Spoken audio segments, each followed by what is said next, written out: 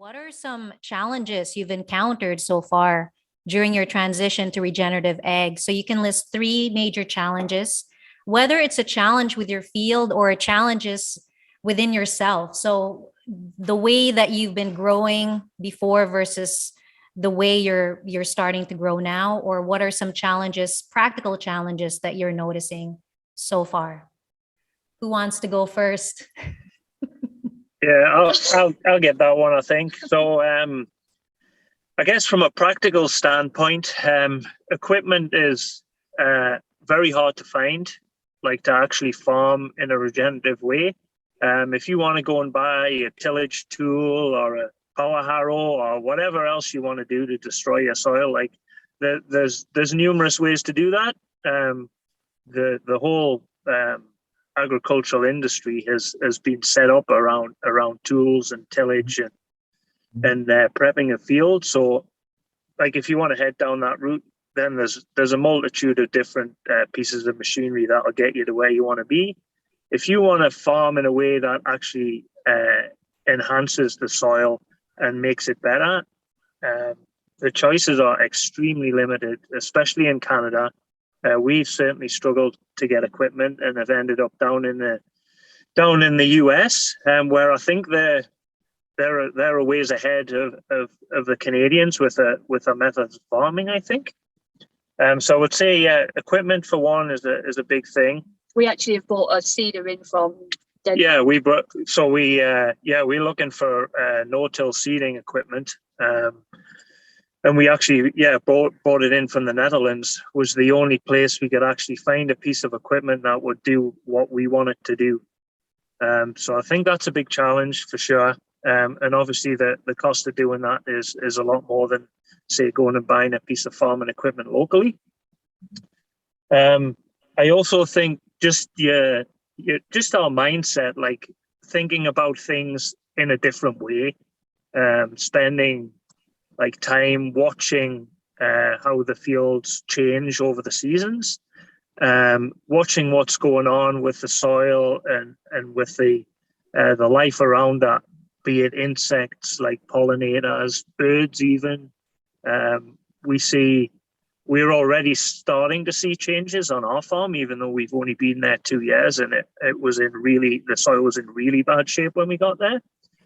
So I think it's taking time to kind of sometimes just step back. Like we're all really busy and trying to get stuff done, but I think to step back and actually take a look around you and take a look at what's going on with your property. That's a big thing for me for sure. Yeah, I think it probably, certainly in Langley, I think it was probably year 7 when we saw a real change in just the way the land was producing and the quality of the produce that was coming off the land. And our input lesson as well. It just felt like everything had fallen into place, all the balances had come together. And we backed off and just let things kind of happen. Eventually, we were just picking, really, rather than intervening in the farming. Well, we've only been doing it 1 year. So I think the major challenge is the volume of crop we got. It's quite a shock to the ground not to put on anything, any chemical fertilizer or any organic fertilizer. And last year was a bad year anyway for farming. The heat. It's interesting. Another challenge is putting up with the peer pressure. There's a lot of peer pressure out there from other guys, and it's interesting. And how are you dealing with the peer pressure? Well, Cathy's from an old farm family here, so we can deal with it in less than polite terms. Mm. A lot of skepticism from the chemical farmer, and that's where I'm anxious to get into year 2. Yeah, I think my hope is that in the next 4 or 5 years we get our soil back producing healthy food again, and then I think that the local community, there's interest there already. Like people are always driving by looking to see what's going on, because we're a little different. We're not doing things the normal way.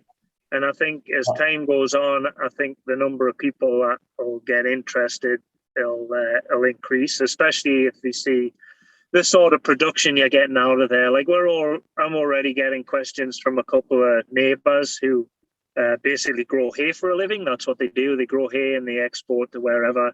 And they're already asking questions as to what we're doing and why. So yeah, it'll be interesting to see how the next few years kind of pans out as far as the peer pressure goes. Yeah, but definitely those attitudinal barriers are there for peers and I think consumers as well, their willingness to understand.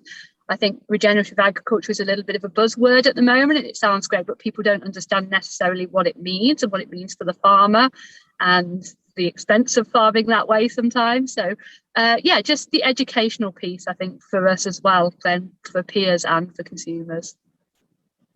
There's lots of people interested in standing back and looking, lots of them, but lots of criticism too, or skepticism, I should say.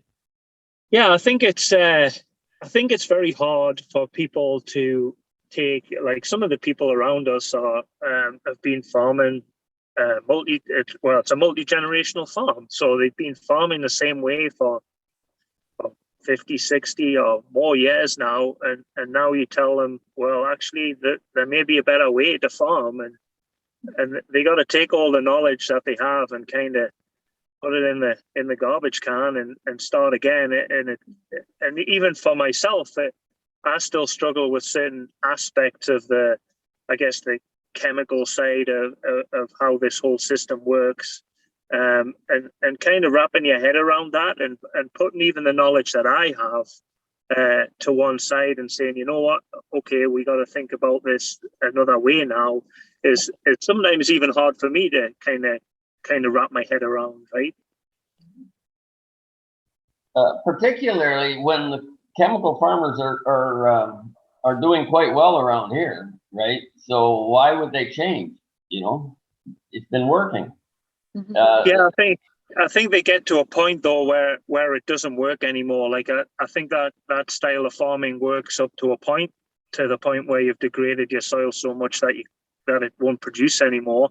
And then you got to look for other options, right? Which is exactly what happened at our place previously. The guy had been farming hay crops and oats, and in a way that doesn't align with regenerative agriculture. And his crop and his yields and his income were just going down so much that he couldn't afford to do it anymore, which is why he sold the land.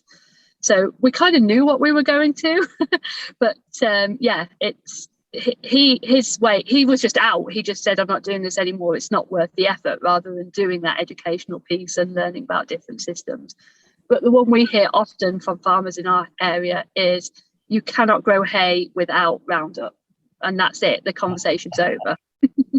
So yeah, just getting people to open up attitudinally is definitely one for us, for sure.